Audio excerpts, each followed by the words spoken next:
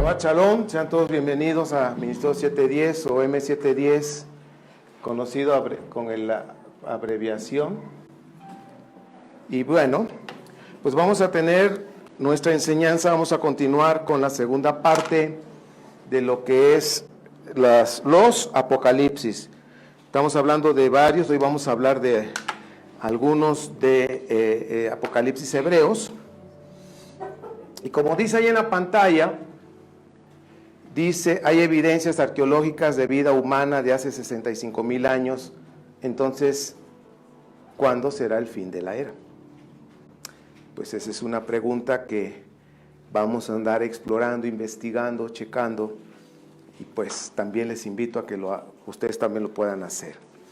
El objetivo de esta enseñanza, de esta parte número 2, es observar los años de antigüedad de la humanidad, el diluvio universal, versión de los sumerios y la de los judaítas, y su influencia en el Apocalipsis de Juan como un mensaje de esperanza. Hemos estado diciendo aquí en esta casa de estudio que el Apocalipsis de Juan no lo escribió el apóstol Juan. Que quede claro, fue X personaje, algunos dicen que era un presbítero, pero eso sí, era una persona que leía muchísimo, y por eso ven ustedes el escrito de este Apocalipsis con tantos encriptaciones o códigos, pero bueno, no se debe de tomar así como tal de un libro profético como tal. Ahora, los restos humanos, vamos a entrar a hacer un poquito de historia. Dice que los restos humanos más antiguos de todo el Oriente Próximo han sido recogidos en Tel Ubeidiyah, a orillas del gran lago que todavía ocupaba parte del Valle del Jordán, y dice ahí que se han hallado 2 dientes y 2 fragmentos de cráneo. Ahora, esta parte de ese cráneo se habla de que fue en Galilea, y es uno de los primeros que se descubrió y también el más antiguo, hablando de esa zona. Pero es de un estadio de pre-levalociano, dice, y el yabrudiano, ahorita vamos a ver qué significa eso, se ha calculado su edad en unos 60,000 años. Entonces, fíjense ustedes, tan solo ahí en Galilea se encontró un cráneo, 2 dientes, y hicieron todas sus pruebas, y llegaron que es una existencia de 60,000 años. ¡Wow! O sea, eso es interesante. Ahora el yabrudiano, ¿qué es eso? El nombre procede del lugar de Yabrut, al norte de Damasco, pero de donde mejor documentado está es en Tabún, en el Carmelo.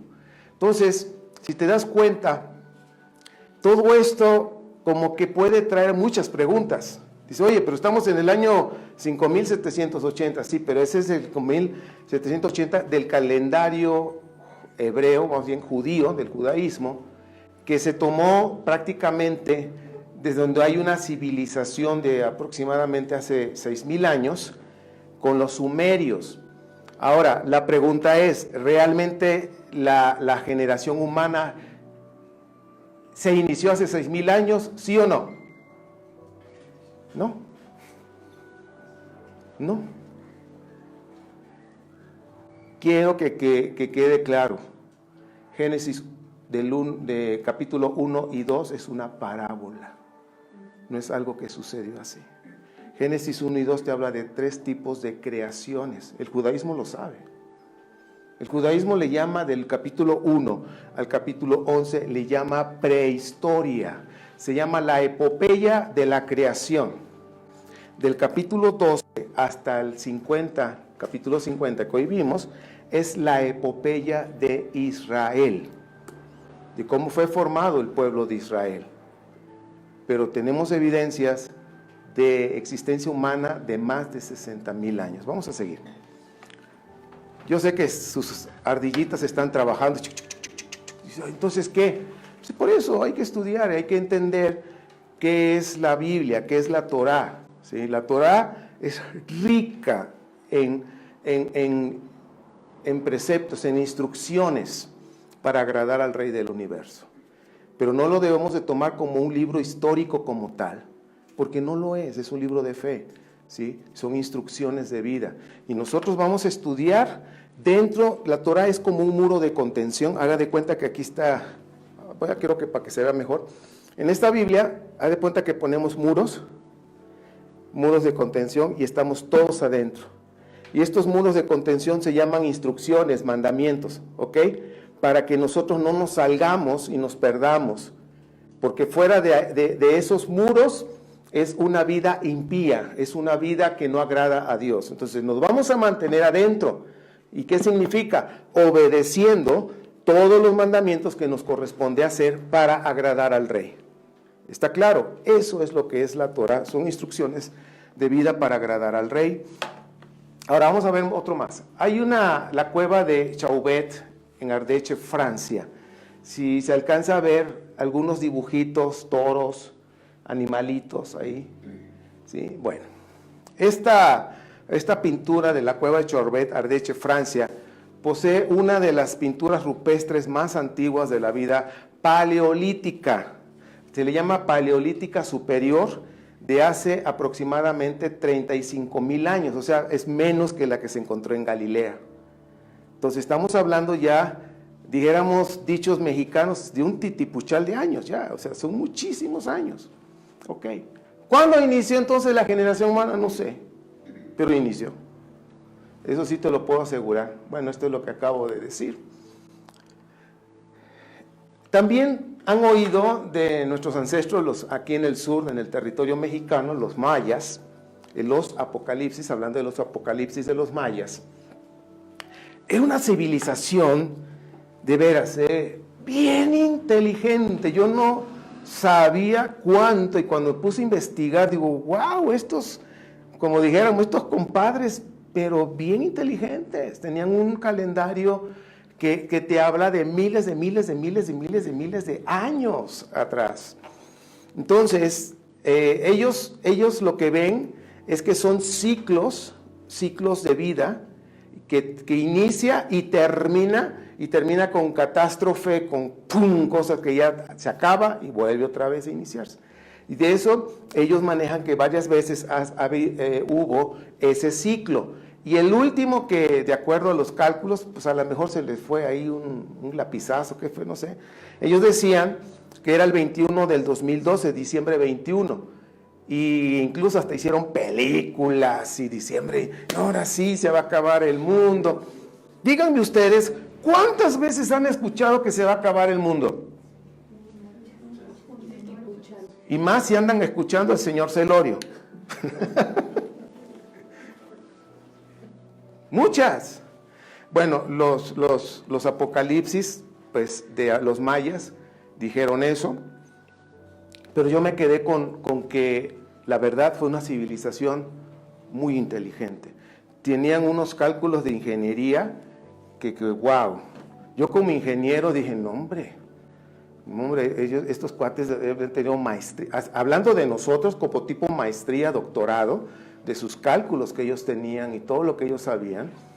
Si yo con las integrales me hago pelotas, imagínense ellos en su mundo, en su pensamiento. Entonces, de veras, cuando tengas oportunidad de leer un poquito acerca de los mayas, vas a encontrar que era una civilización muy inteligente y no menos, igual que los aztecas. También los aztecas se cuecen aparte, aunque eran bien sanguinarios nuestros ancestros, pero eran muy inteligentes, tenían una ingeniería impresionante para abastecer. Ya ven que es agua, los que son de México saben eso muy bien. Tenían una ingeniería para los acueductos, todo impresionante. Entonces me siento muy dichoso de ser mexicano, aunque no mucho cuando hablo de que eran bien sanguinarios y mataban y eso, su sacrificio y todo, pero bueno, era parte de las culturas que hacían. Bien, ya hice un comercial de los mayas, de los aztecas. Es que de veras, a veces no hombre, son tremendas civilizaciones como las egipcias y otras civilizaciones antiguas. Bien, si hay evidencias de la existencia humana en Galilea de hace 65,000 años y en Francia de 35,000 años, entonces ¿en qué año estamos?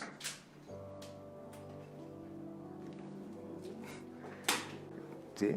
Bueno,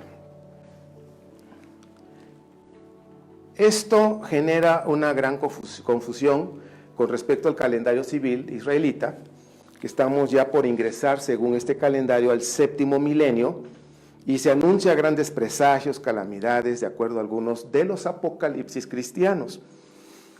¿Y qué dicen los otros apocalipsis? ¿Qué es lo que vamos a ver? Y hoy vamos a ver unos apocalipsis hebreos para ver qué nos enseña. Bien, algunos apocalipsis antiguos, pues tenemos el primer libro de Enoc, son varios.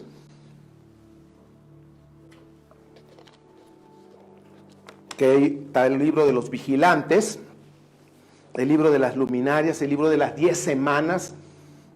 Está interesante este. Todos, ¿se acuerdan en la anterior enseñanza? Yo les decía que los libros apocalípticos o los apocalipsis se escribieron en un rango de 600 años. Desde el siglo III antes de la era común hasta el siglo III o IV de esta era común, de esta era cristiana. Son aproximadamente 600 años. En ese tiempo se escribieron los libros apocalípticos que conocemos, bueno, que no conocemos, porque libros de Apocalipsis son como 45 libros, ¿sí? Entonces nada más conocemos uno, que es el libro de Juan, el de medio Daniel, que realmente es un libro visionario nada más. El libro de Enoc, que vamos a hablar un poquito de él hoy, dice el libro de Enoc, en época cristiana se ensambló, ojo con eso, retocó e interpoló por una mano desconocida. ¡Ay, qué raro! Qué raro de interpolación. O sea que hasta Enoc le tocó la interpolación. Aunque en los rollos del Mar Muerto se encontró algunas cosas por ahí, pero bueno, vamos a seguir.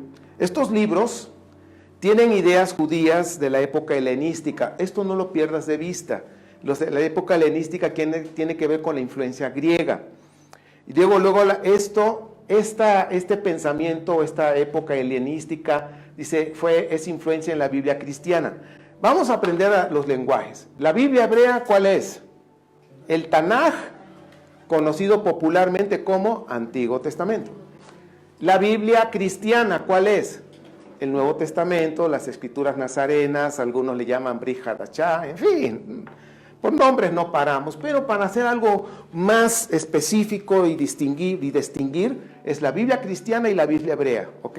Las dos son muy diferentes.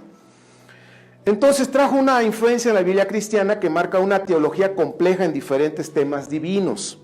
Jerarquías de ángeles, buenos y malos, la vida después de la muerte, la doctrina judía sobre el Mesías.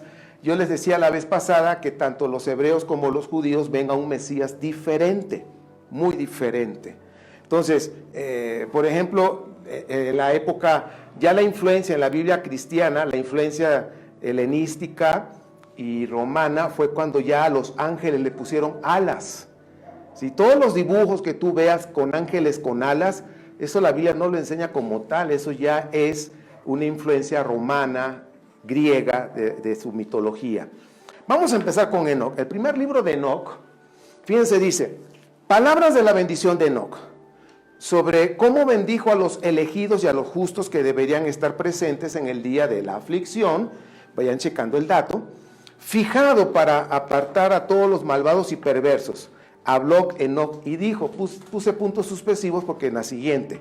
Pero chequen el dato, ¿de qué te está hablando aquí? Un día de aflicción, ¿ok? Fijado para apartar a ¿quiénes? A los malvados y a los perversos. Bien, vamos a ver el capítulo 10 del primer libro de Enoc. Y aquí habla del tema del diluvio, el tema es el diluvio. Vienen instrucciones para Ars-Yalal. A ver, Ars-Yalal-Yur. Aquí hay un lugar, cobramos lo mismo, no se crean. Ars-Yalal-Yur, que es Noé, el Noaj o Noé, que es el hijo de Lamec, y también de estos 11 versículos habla de la revelación del final y del final de la tierra para que escape. O sea, ¿para qué son los escritos apocalípticos? Te va a revelar el final para que tú puedas escapar, ¿ok? No pierdas de vista el mensaje. Entonces dice, con sus hijos, y que con sus hijos, estamos hablando de Noah, volver a llenar la tierra. Bueno, eso lo habla Enoc.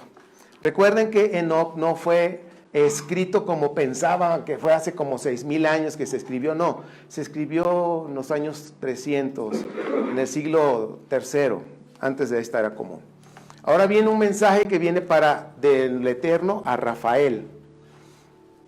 Dice, encadena a Azazel. ¿Han oído de Azazel? ¿En dónde? ¿En qué fiesta? Yom Kippur.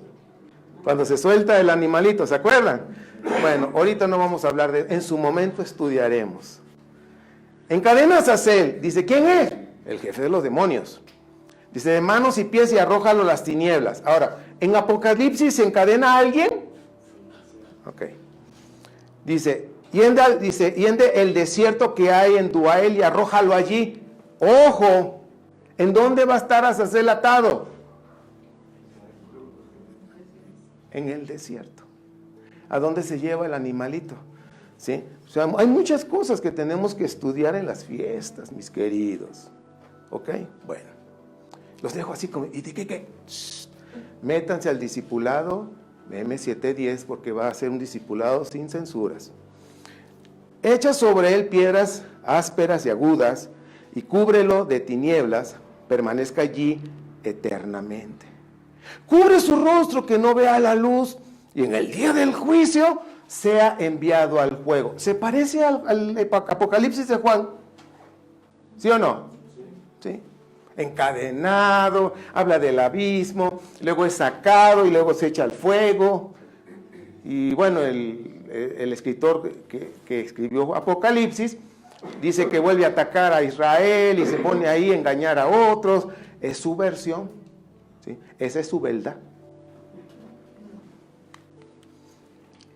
Luego le dice a Miguel, Dios dijo a Miguel, ve e informa a otro, dice, a Semyasa, otro jefe de los demonios, y a los otros que están con él, los que se unieron con las mujeres para corromperse con ellas en todas sus torpezas. ¿Se acuerdan de que también a Génesis habla de los hijos de Dios que se meten con mujeres? Bien, seguimos, continuamos con el escrito de Miguel. Y cuando dice, y cuando todos sus hijos hayan sido aniquilados y hayan visto la perdición de sus predilectos, átalos por 70 generaciones bajo los collados de la tierra hasta el día del juicio definitivo, hasta que se cumpla el juicio eterno. Entonces ya desde aquí se empieza a manejar un juicio final, un juicio definitivo. Y seguimos con lo que se le está diciendo a Miguel. En ese día serán enviados al abismo del fuego, al tormento, y serán encadenados en prisión eternamente. Entonces desde ese momento arderá él y se deshará juntamente con ellos y quedará atados hasta la consumación de las generaciones. Ahora, si te das cuenta, esta parte que les estoy platicando es lo que viene en Enoc, no es Apocalipsis. En aquellos tiempos se acostumbraba, y se los dije en la anterior enseñanza, que se acostumbraba a copiar de otras literaturas, ¿ok? Los evangelios tienen copyright de literaturas egipcias, ¿ok? Bueno, dice, aniquila a todas las almas lascivas y a los hijos de los vigilantes por haber oprimido a los hombres. Elimina toda opresión sobre la faz de la tierra, desaparezca todo acto de maldad, surja el vástago de justicia y de verdad. Transfórmense todas sus obras en bendición y planten con júbilo obras de justicia verdaderamente eternas. Si te das cuenta, es lo que dice Apocalipsis, que se va a borrar todo lo malo y va a quedar lo que es bueno. Y luego viene la prosperidad mesiánica. Ojo, entonces dice, y serán humildes todos los justos, vivirán hasta engendrar a 1000 hijos. Pues bueno, ¿cuántos llevamos? Y cumplirán en paz todos los días de su mocedad y vejez. En esos días toda la tierra será labrada con justicia, toda ella quedará cuajada de árboles y será llena de bendición. Plantarán en ella toda clase de árboles amenos y vides, y la parra, y que se plante en ella dará frutos en abundancia. Si te das cuenta, ¿qué es lo que está hablando? No está hablando de vamos a levantar una ciudad, no, está hablando de una vida agrícola. De una vida de sembrar, de tener fruto, cosa que en el antiguo Israel es lo que más le interesaba, que la tierra diera fruto. Vamos a hacer un repaso. ¿Cómo le llamaban a la tierra? ¿Quién era? La madre tierra. ¿Cómo se llamaba? Asherah.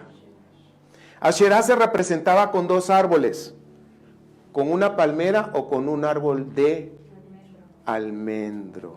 Ojo con eso. Seguimos leyendo la prosperidad.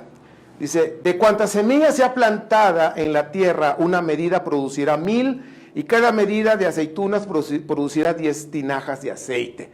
¡Wow! ¿Está hablando de qué? Abundancia, abundancia. Continuamos. Dice, purifica tú la tierra de toda injusticia, de toda iniquidad, pecado, impiedad y de toda impureza que se comete sobre ella, estírpalos de ella, que sean, dice, que sean justos todos los hijos de los hombres, o sea, Sadik, y que todos los pueblos me adoren y bendigan, posternándose, o sea, adorándole ante mí. O sea, si te das cuenta, Enoc, estoy poniéndote una semblanza de esta parte del capítulo 10, para que nos demos cuenta de lo que está visualizando, ¿sí? Que hay algo que no está bien, hay injusticia, hay que quitarlos, viene juicio, hay que amarrar a los demonios, aquí hacen reconocimiento de demonios. Entonces, yo creo que esta es la parte, todavía falta un pedazo más, hablando de este último, de la prosperidad mesiánica. Sea pura la tierra de toda corrupción y pecado, de toda plaga y dolor. Yo no volveré a enviar contra ella un diluvio por todas las generaciones hasta la eternidad. O sea, aquí ya estamos hablando de que ya no voy a enviar un diluvio. ¿En dónde viene eso? En Génesis. Ya no voy a enviar un diluvio. ¿Cuándo se escribió Génesis? En el exilio de Babilonia, en el año 500. ¿Ok? Chequen. Tienen que ir viendo los años en que se escribieron los libros, cómo se repiten frases. En esos días, abriré los tesoros de bendiciones que hay en el cielo, para hacerlos descender a la tierra sobre las obras y el esfuerzo de los hijos de los hombres. La paz y la verdad serán compañeras por siempre en todas las generaciones. Entonces estamos viendo el apocalipsis que vio Enoc, de cómo va a ser destruido, amarrados esos demonios, los jefes de los demonios, que es Azazel, que está en el desierto, y luego el otro demonio también, que están después enviados a un abismo con fuego. Entonces, si te das cuenta, el apocalipsis que tú lees de Juan es lo mismo. O sea, tú estás leyendo ahí, que ahorita no nos vamos a meter en el apocalipsis de Juan, pero tú vas a leer ahí 7 plagas. ¿Cuántas copas son? 7. ¿Cuántas trompetas? 7. Checa los múltiplos, los números que se usan ahí. ¿Ok? Son códigos. Bien. Códigos para personas que vivían en el primer siglo. O sea, el escrito de Juan fue escrito, más bien el Apocalipsis de Juan, es un escrito, una carta de esperanza para los creyentes del primer siglo, del segundo siglo. Bien, vamos a ver. Entonces, el primer libro de Enoc, ¿qué nos deja como conclusión? Vamos a ver. Dios escoge a justos.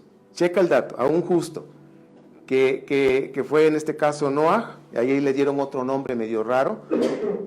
Luego le revela el final para que escape. O sea, ¿para qué entonces es el Apocalipsis? Para que escapes. Ok, checa ese dato. Azazel encadenado y enviado a las tinieblas eternamente. Destrucción de los impíos.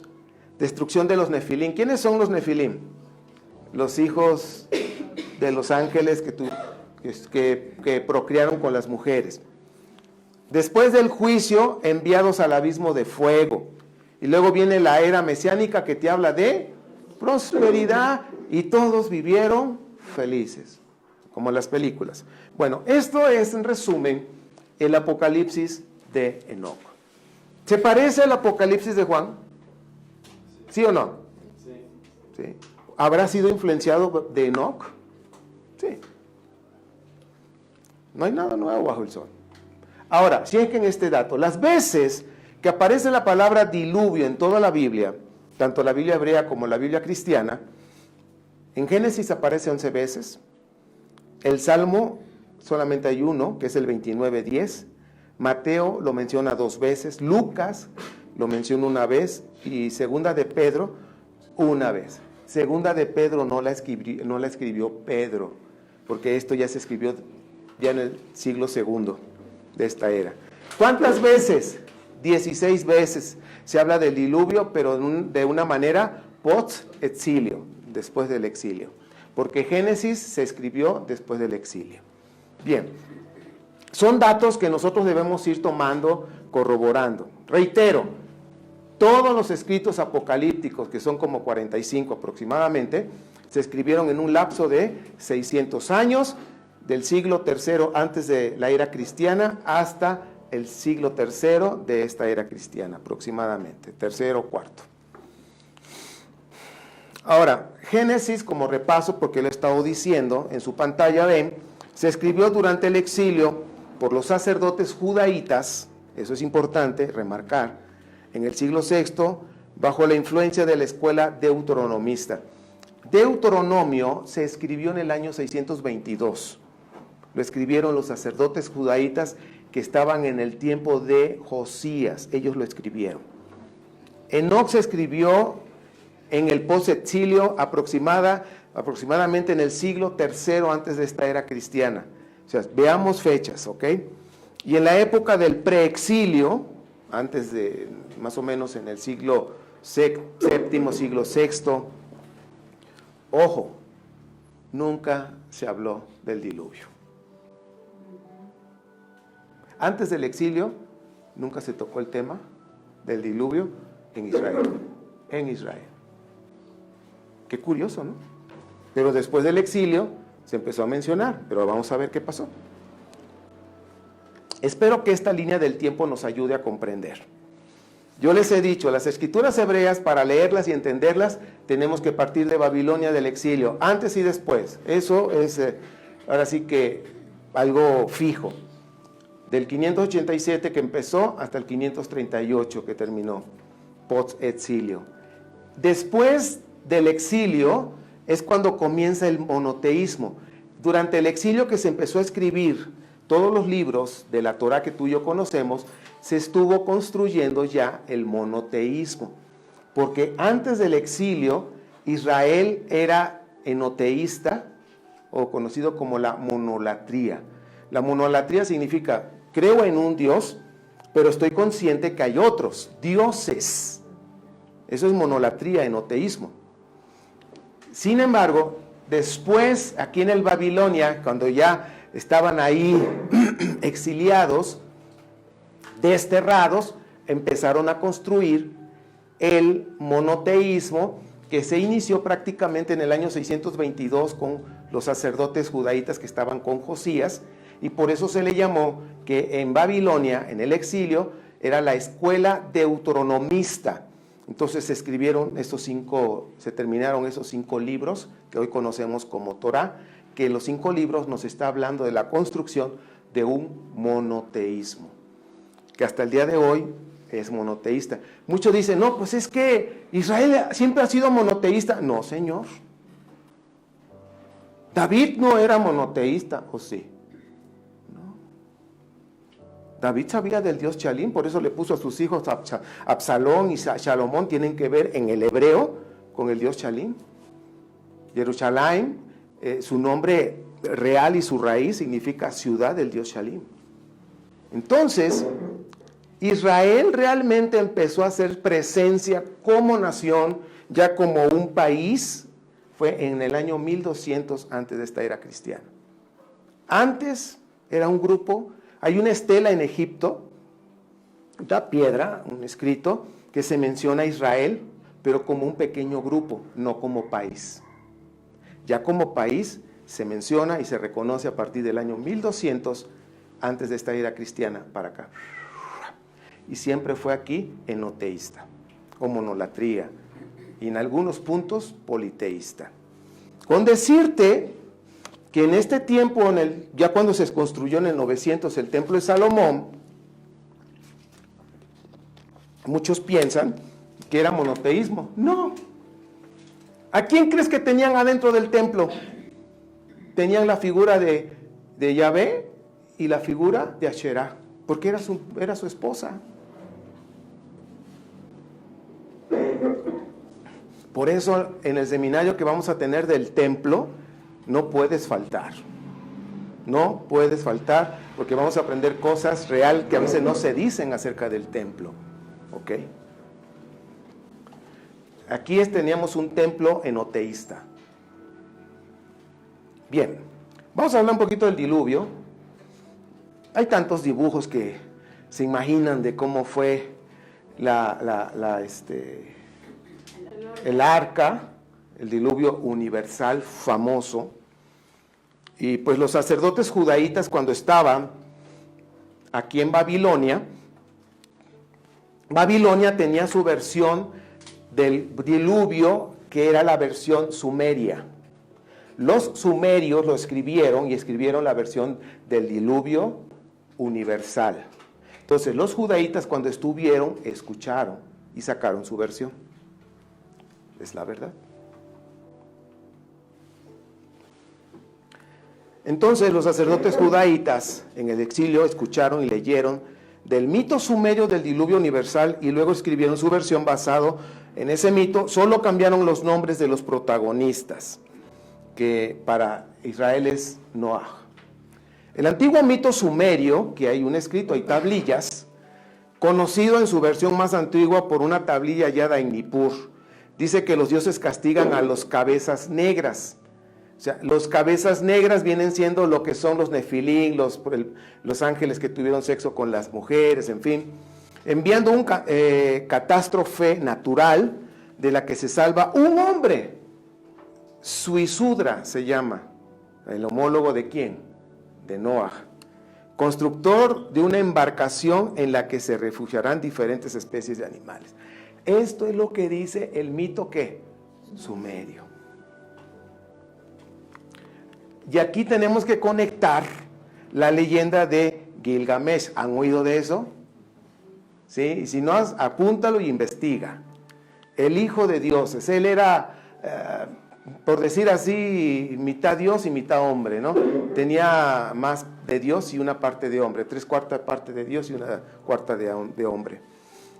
Gilgamesh. Entonces ahora se empieza a conectar todas estas leyendas y dice que el tema está también presente en la literatura asiria, en donde el héroe es Atrasis.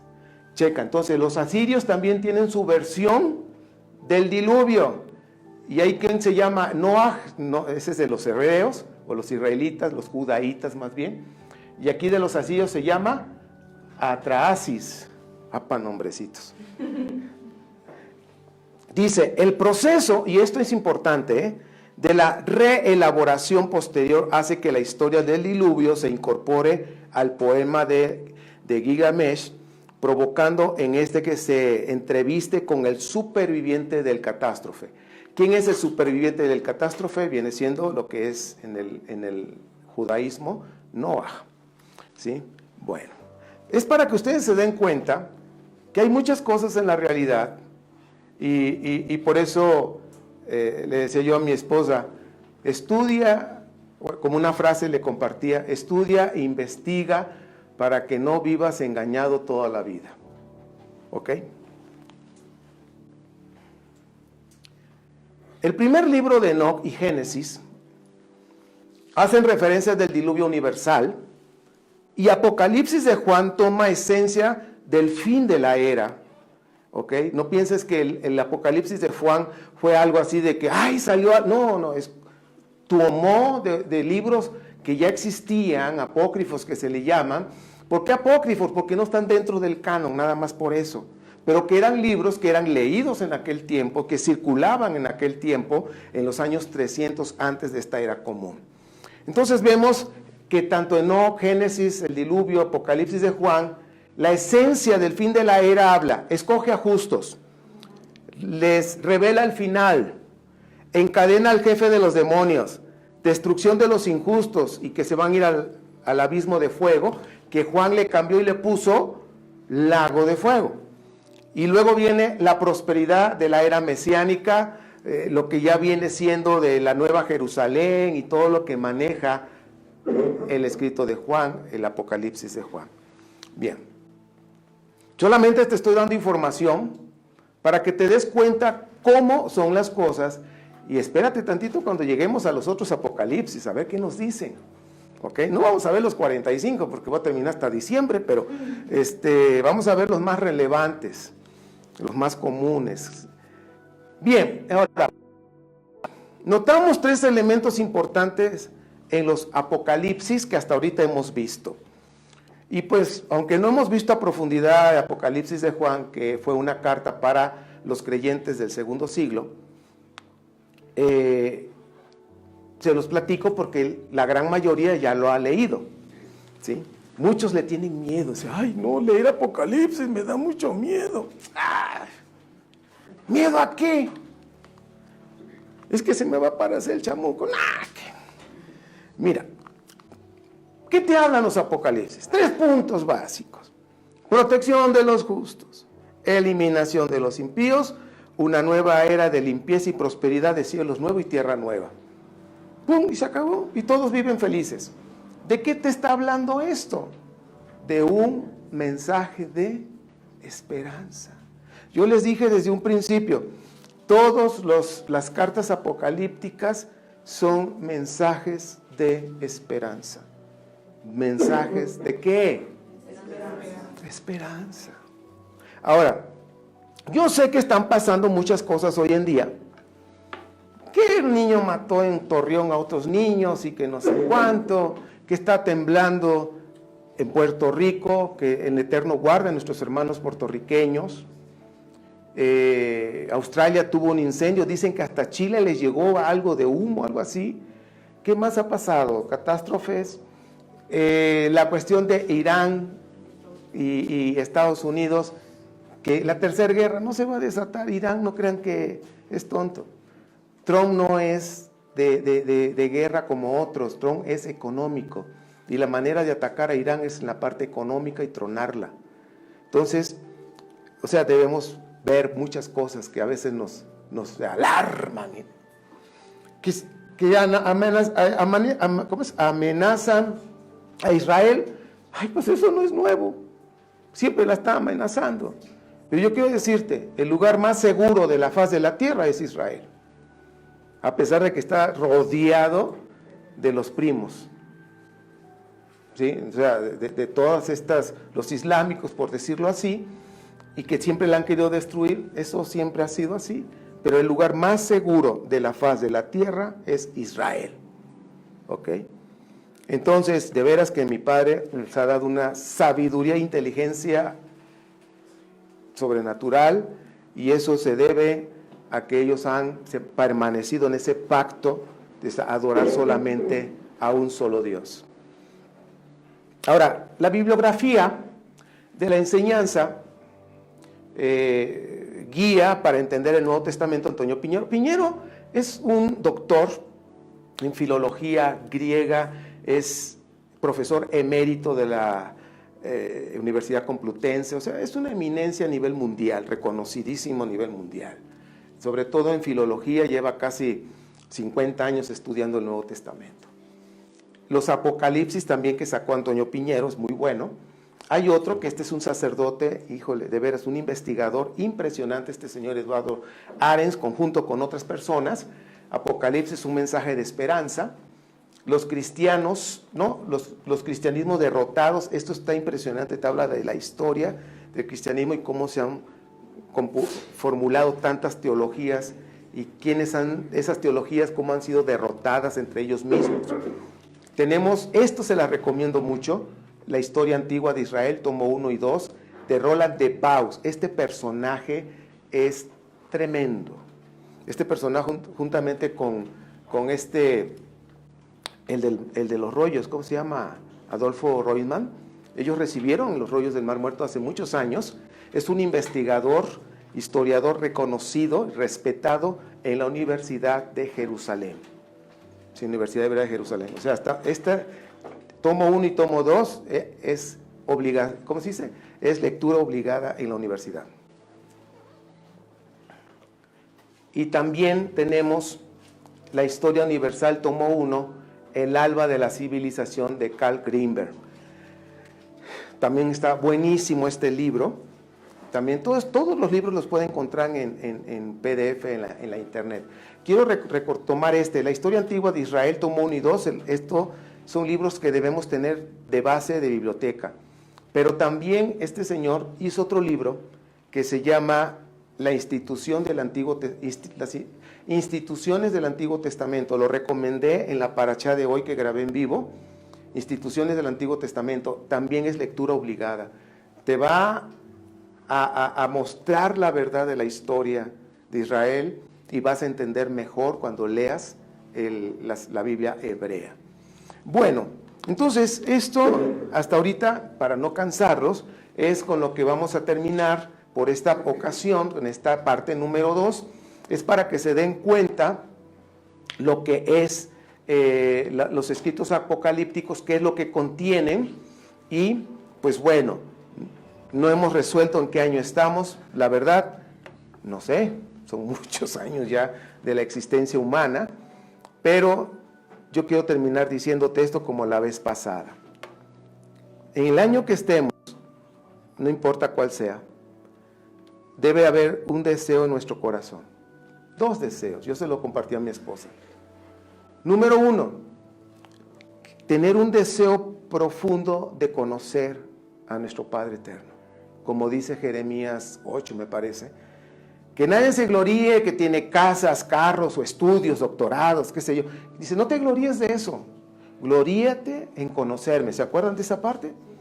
Pues yo tomo eso, y para mí lo más importante es conocer a mi Rey y al Mashiach, Yeshua, a quien Él envió, a Yeshua de Nazaret, a quien Él envió. Quiero conocerlos. ¿Sí? Ahora, número 2, la vez pasada yo les dije, yo deseo ser un sádic para mi Rey. ¿Qué es un sádic? Un justo. ¿Qué es un justo? Alguien que practica justicia y bondad todos los días. Ese es mi deseo. Yo quiero ser eso para mi Rey, agradarlo en eso. Entonces, por eso, mis amados, que si mañana es el fin del mundo, ¿cuál es el problema? Y oye, es que tienes que guardar comida y agua porque se viene el fin del mundo. ¿Cuánto te va a durar la comida? ¿Podrás almacenar como para 5 años? ¿Cuánto dinero necesitas? ¿Un titupuchal? ¿Yo a dónde meto tanta comida? Entonces, ¿dónde está tu fe? Él prometió que nos va a guardar, yo creo eso. Si mañana es el fin del mundo, ¿hay algún problema? Si tú y yo caminamos como sádic, no hay ningún problema. Por eso, mis amados, tú debes de estar fundamentado, bien de conocer las Escrituras. Estudia.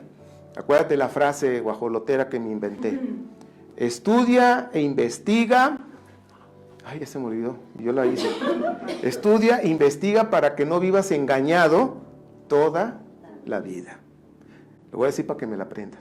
Estudia e investiga para que no vivas engañado toda la vida. ¿Sabes quiénes son los que son engañados? Los que dicen, nada más lo que diga la Biblia, la Torah, nada más hasta ahí. Ya tronaste. ¿Por qué? Porque no le vas a entender, ¿o sí? No le vas a entender. Hay muchas cosas que están aquí que solamente estudiando e investigando te vas a dar cuenta. Y por eso en el discipulado M710 vamos a aprender cómo leer las Escrituras. Vamos a aprender muchas cosas, ¿sí? Y no se van a subir a YouTube porque hay personas que todavía no están preparadas para escuchar eso. Va a ser la gente que quiera aprender y que les gusta investigar, son los que van a estar en ese discipulado. Entonces, mis amados, vamos a orar y acuérdense, lo más importante es, número 1, conocer a nuestro Rey. Y lo vamos a conocer a través de la palabra, de las escrituras hebreas. Número 2, ser un sádic para nuestro Rey, para honrarlo. Un justo que practica justicia y verdad. Se acabó. Con eso. Y si mañana es el fin, se acabó, no hay problema. Y si mañana dejamos de respirar, ¿hay algún problema? No. Él tiene nuestros tiempos en sus manos. Entonces no te alarmes. No te alarmes. Padre, gracias. Tú eres el centro de nuestra vida y eres la razón de nuestro existir. Tu Torá es el muro de contención que nos protege. Revélanos más esas instrucciones de vida que están ahí. Hay tanta riqueza. Revélanoslas, Padre. No queremos salirnos de ese muro de protección que hace la Torá en nuestras vidas. Queremos obedecer lo que has ya decretado que debemos obedecer. Lo único que nos interesa, Padre Santo, es agradarte, obedecerte, ser un sádic para ti, conocerte. Por favor, revélate más a nuestras vidas. Y hasta el día de hoy, lo que podemos palpar y ver en las Escrituras es tu gran amor, tu gracia, tu benevolencia. Y hemos visto que no nos has abandonado. Y si el día del mañana es la tercera, cuarta, quinta guerra mundial, la que sea, sabemos y estamos convencidos que no nos vas a abandonar porque no lo has hecho hasta el día de hoy. Padre, en ti confiamos. En ti confiamos. Y gracias por lo que hoy nos has revelado. ¿El año cuál es? No lo sabemos, Padre. Eso te pertenece a ti, como dice Deuteronomio 29:29. Las cosas reveladas nos pertenecen a nosotros y a nuestros hijos, pero las que están ocultas y guardadas solo te pertenecen a ti. Hay muchas cosas que no sabemos, pero si es tu plan revelarlo, lo vas a hacer en su tiempo y en su momento. Pero hoy estamos vivos, hoy respiramos y te damos gracias a ti por eso. Toda la gloria es tuya, Padre Santo, por los méritos de nuestro bendito Maestro Yeshua. Amén. Shabbat Shalom, nos vemos.